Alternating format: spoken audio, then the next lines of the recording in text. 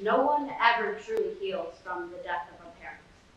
But sometimes it brings new surprises, like a free cheer up from BoJack Horseman.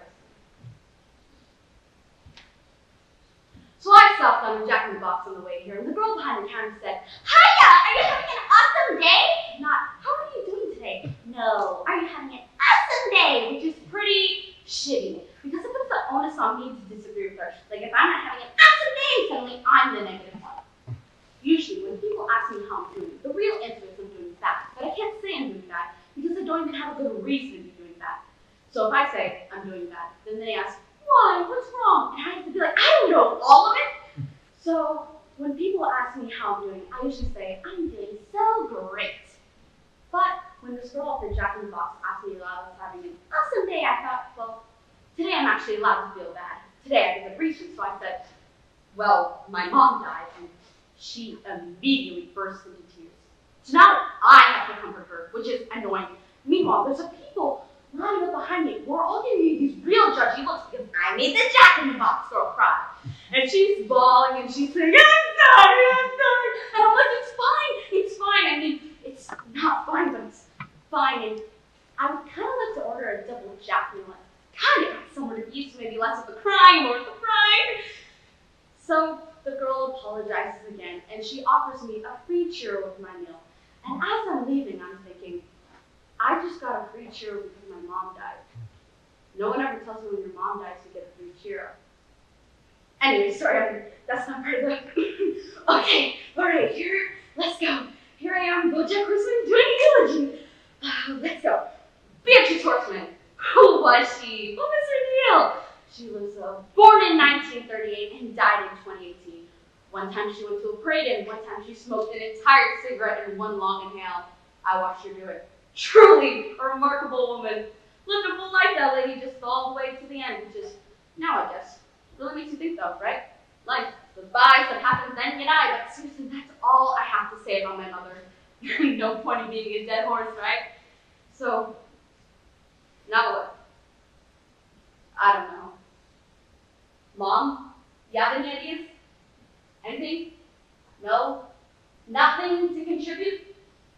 Not one to be proud of me.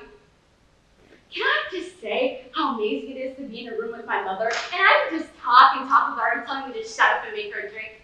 "Hey, Mom, not once do you think I should shut up." "No? Are you sure? I mean, I don't want to embarrass you by making this eulogy into a eulogy, so seriously, you want me to sit down and let someone else talk? Just not. I won't be offended." "No? Your funeral."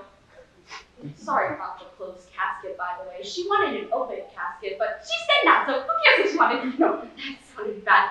I'm sorry. I think if she could have seen what she looked like dead, she'd agree it's better this way.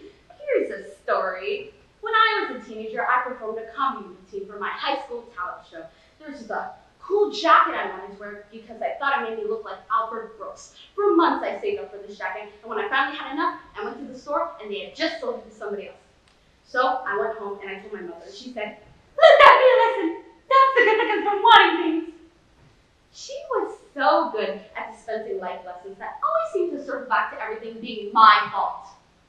But then, on the day of the talent show, my mother had a surprise for me. She had bought me the jacket. Even though I knew she didn't know how to say it, I knew this meant she loved me. Now that's a good story about my mother. It's not true, but it's a good story, right? I stole it from an episode of Maude I saw when I was a kid. I remember when I saw it thinking, that's the kind of story I want to tell about my parents when they died, but I don't have any stories like that. All I know about being good, I learned from TV, and in TV, a lot of characters are constantly showing people that they care about these surprising grand gestures, and I think a part of me still believes that's what love is. But in real life, the big gesture isn't enough. You need to be consistent. You need to be dependably good. You can't just take a boat out into the ocean and save your best friend. You need to do it every day, which is so hard. When you're a kid, you convince yourself that maybe the grand gesture could be enough. That even though your parents aren't what you need them to be over and over again, at some point they might surprise you with something wonderful. I kept waiting for that. The proof that even though my mother was a hard woman, deep down she loved me, cared about me, and wanted me to know and made her life a little bit brighter. Even now I find myself waiting. "Hey, Mom, Not once did you love me, care about me, want me to know many less little brighter. My mom did not go gentle into that good night. She went clawing and fighting and thrashing. I was in the hospital with her those last months, and they were truly nonsensical, full of screams and cries, but there was this moment, this one instance of strange calm. When she looked in my direction, she said, I see you. That's the last thing she said to me. I see you. Not a statement of judgment or disappointment, the simple recognition of someone in the room. Hello there. You are a person, and I see you. Let me tell you, it's a weird thing to feel at 54 years old that for the first time in your life, your mother loves you. It's an odd realization that that's the thing you've been missing. The only thing you wanted all along was to be seen. And it doesn't feel like a relief to finally be seen. Oh no, it feels mean, like, oh, turns out you knew exactly what I wanted and you waited till the very last moment to give it to me. I was prepared for more cruelty. I was sure she would get in one final zinger about how I let her down, how I was fat and stupid, how I was needy and burned and embarrassment, all of that. I was ready for I was now ready for I see you. Only my mother would be lousy enough to swipe me with a moment of connection on the way out. But maybe it wasn't about connection. Maybe I'm giving her too much credit. Maybe it was, I see you like a, I see you like a, you may have the rest of a fool, but I know exactly who you are. That's more my mother's speak. Or maybe she literally meant, I see you. You're an object that has entered my field of vision. She was pretty out of it by the end, so maybe it's dumb to try to attribute to anything.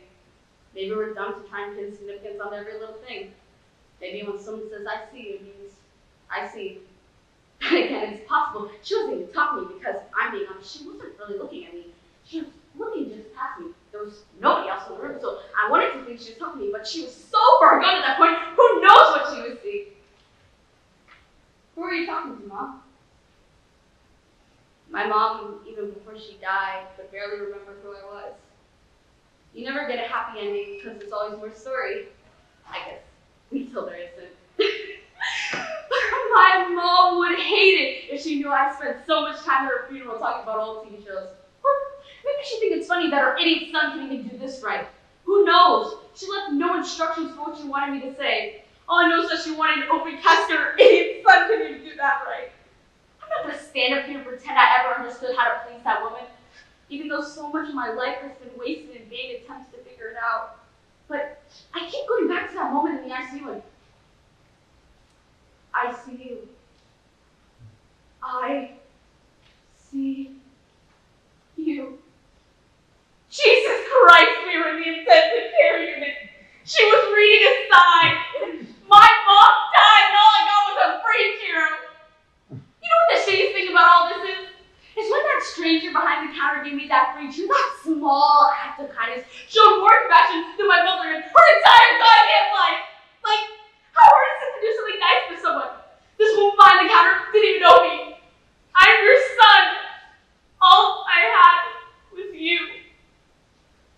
Suddenly you realize you'll never have the good relationship you wanted, and as long as they're alive, even though you've never admitted, a part of you, the stupidest goddamn part of you, was still holding on to that chance. You didn't even know it until that chance went away.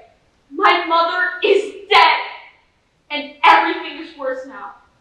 Because I know I will never have a mother who looks at me across the room and says, BoJack Horseman, I see you. But I guess it's good to know. It's good to know that there was nobody looking out for me, and there never was, and there never will be. No. It's good that I know I'm the only one I can depend on, and I know that now, and it's good. And it's good that I know that, so it's good that my mother's dead. Well, no point in beating a dead horse. Beatrice Horseman was born in 1938 and died in 2018, and I have no idea what she wanted. Unless what she wanted is what we all want.